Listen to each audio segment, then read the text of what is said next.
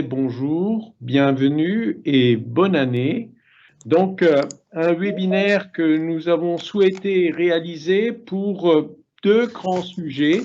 Un premier, essayer d'apprendre de ce qu'on pourrait qualifier les échecs du dépistage, c'est-à-dire éventuellement les cancers d'intervalle qui existeront toujours, mais qu'il faut donc à chaque fois analyser pour essayer de voir ce qui peut éventuellement être modifié pour les éviter autant que faire se peut.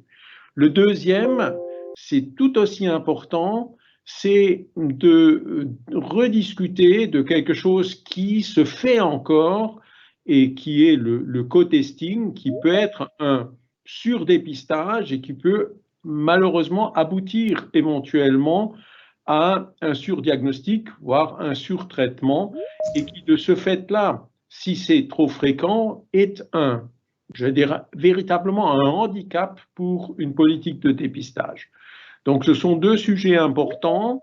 Nous allons essayer de respecter les temps de parole.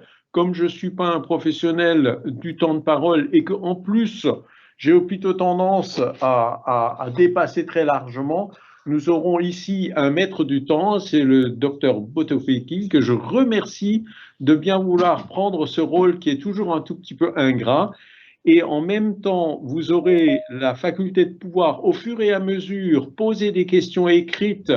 Nous avons Madame Émilie Fridel de la Rue qui va les répertorier et nous allons, dans les temps de discussion, bien entendu, commencer par des questions écrites, mais nous pourrons aussi aborder les questions. Et quand vous aurez à ce moment-là, dans les temps de discussion, des questions à poser, n'hésitez pas à allumer votre micro et votre caméra pour que ce soit le plus convivial et le plus interactif possible. Je ne voudrais pas occuper davantage de temps de parole. Nous aurons, je dirais, certainement l'occasion encore de discuter dans les deux temps de discussion et je voudrais d'emblée donner la parole à, je dirais, au docteur Petit-Didier qui a fait une audite de nos cancers invasifs à partir desquels on pourra effectivement tirer un certain nombre de leçons et ensuite discuter. Donc, je donne la parole à Justine Petit-Didier. Alors, bonjour à tous. Donc, je vais vous présenter l'audit des cancers du col de l'utérus survenu en Alsace de 2015 à 2017 chez les femmes alsaciennes âgées.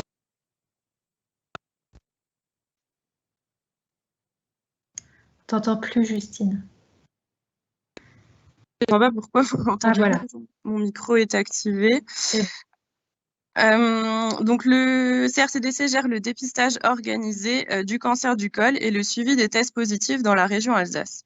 Dans ce cadre, il collabore avec le registre des cancers du Haut-Rhin et du Bas-Rhin pour améliorer l'exhaustivité du suivi. Les cancers infiltrants du col de l'utérus de la base de données du CRCDC ont été répertoriés pour réaliser un audit des cancers survenus au cours des années 2015, 2016 et 2017 chez des femmes alsaciennes âgées de 25 à 65 ans. Cet audit a pour but de réaliser une étude descriptive des cancers du col de l'utérus diagnostiqués en Alsace dans cette tranche d'âge et de mettre en lumière les facteurs associés à la survenue d'un cancer pour proposer des axes d'amélioration des pratiques de dépistage.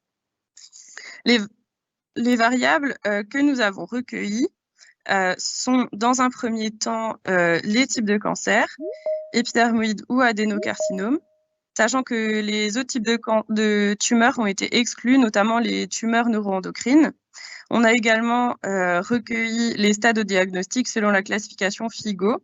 Les stades FIGO 3 et 4, qui sont les plus avancés, ont été regroupés dans l'étude. Nous avons aussi recueilli l'âge au diagnostic de la patiente et le délai depuis le dernier test de dépistage. Nous avons également évalué la cohérence de la chronologie des invitations et relances envoyées, donc avant le diagnostic du cancer, et l'historique de la prise en charge depuis le premier test anormal. Alors, quelques définitions pour l'étude. Le diagnostic du cancer est effectué sur un examen histologique. On a considéré un problème de prise en charge quand plus de 6 mois s'étaient écoulés entre le premier test anormal et le diagnostic du cancer. Les stades ont donc été définis selon la classification FIGO et ont été transmis par les registres des cancers du Haut-Rhin et du Bas-Rhin. Enfin, un cancer de l'intervalle est défini comme survenu dans les 3 ans d'intervalle, recommandé entre 2 tests de dépistage normaux. Donc, en d'autres termes, un cancer qui survient moins de 3 ans après le dernier test normal. Dans notre base, nous avons enregistré 160 cancers infiltrants. La collaboration avec les registres des cancers permet d'effectuer des confrontations des données afin de compléter les données du CRCDC et de connaître le nombre de patientes atteintes de cancer, mais absentes de notre base de données. D'après le registre du Bas-Rhin, il nous en manquait 3, donc 3 patientes atteintes de cancer du col dans le Bas-Rhin, mais qu'on ne connaît pas dans notre base de données. Et dans le Haut-Rhin, il en manquait 10. Sachant que la population du Haut-Rhin est moins élevée que celle du Bas-Rhin, il en manquait plus, ça traduit une moins bonne couverture du dépistage organisé dans le Haut-Rhin. Et on peut noter aussi qu'on avait effectué pour les années 1995 à 2001, donc sur une tranche de 7 ans, on avait effectué un audit des cancers. Et à ce moment-là, sur ces 7 ans-là, on avait enregistré 423 cancers infiltrants. Si on rapporte ça à notre tranche de 3 ans, ça représente 181 cancers, mais seulement dans le Bas-Rhin, alors que nous, de nos jours, on a 160 cancers infiltrants sur toute la région Alsace. On a donc enregistré 160 cancers infiltrants, 72 dans le Haut-Rhin et 84 dans le Bas-Rhin. La distribution des types de cancers ne différait pas en fonction des départements ni en fonction des années.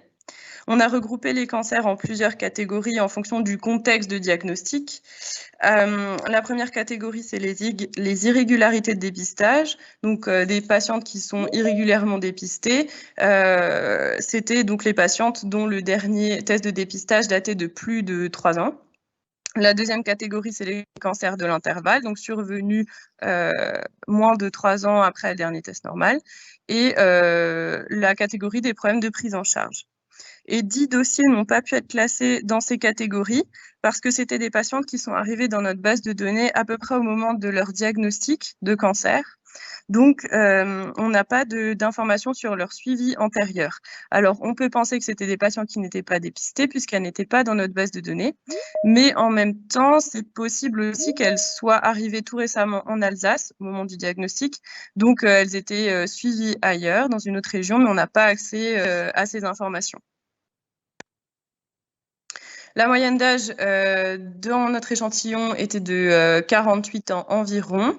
L'âge était associé au stade diagnostic. La moyenne dans la catégorie des patients diagnostiqués au stade 3 et 4 était de 53 ans contre 45 ans et 49 ans dans les 2 autres catégories.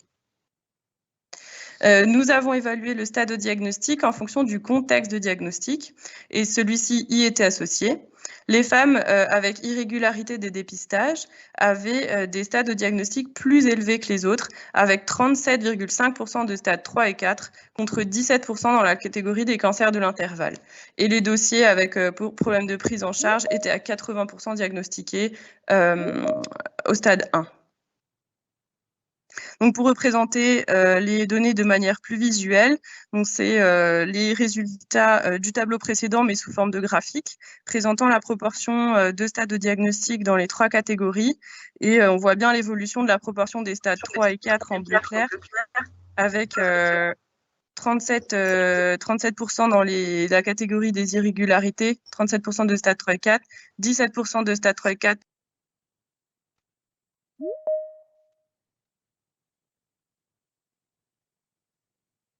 Justine, ton micro s'est coupé. Oui, c'est bon? Oui. Je ne comprends pas pourquoi ça se coupe. Je suis vraiment désolée. Nous avons également étudié les stades en fonction du délai depuis le dernier test. Dans la catégorie des cancers de l'intervalle, le délai depuis le dernier test de dépistage n'avait pas d'incidence. Et dans la catégorie des irrégularités, les données semblaient être distribuées différemment en fonction du délai. On a 40% de stades 3 et 4 pour les patients pour lesquels le dernier test datait de plus de 5 ans, contre 23% pour celles dont le dernier test datait de moins de 5 ans. Mais c'était pas une association variation statistiquement significative. Nous avons étudié l'historique des prises en charge donc depuis le premier test de dépistage. Nous avons donc relevé 20 dossiers avec un potentiel problème de prise en charge. Alors, c'était principalement des patientes perdues de vue. Il y avait également des refus de traitement ou encore des patientes traitées mais pas assez suivies ou des biopsies trop tardives, mais ça rejoint un petit peu la catégorie des patientes perdues de vue. Il y avait également des discordances cytologie-histologie qui entraînaient des retards de diagnostic. Donc ça, c'est un exemple d'une patiente qui avait été perdue de vue. Alors, elle était venue en 2011 consulter son gynécologue pour un frottis qui était revenu au grade. Et ce frottis n'avait pas été suivi. Et elle est revenue en 2016 avec un frottis à nouveau au grade et un diagnostic d'un cancer infiltrant. Alors, évidemment, si le frottis de 2011 avait été suivi, on aurait probablement pu diagnostiquer des lésions précancéreuses qui auraient pu être traitées pour éviter le cancer de 2016. Et dans le cadre de notre mission de suivi, on a envoyé un questionnaire à son médecin suite au frottis de 2011 qui n'avait pas été suivi.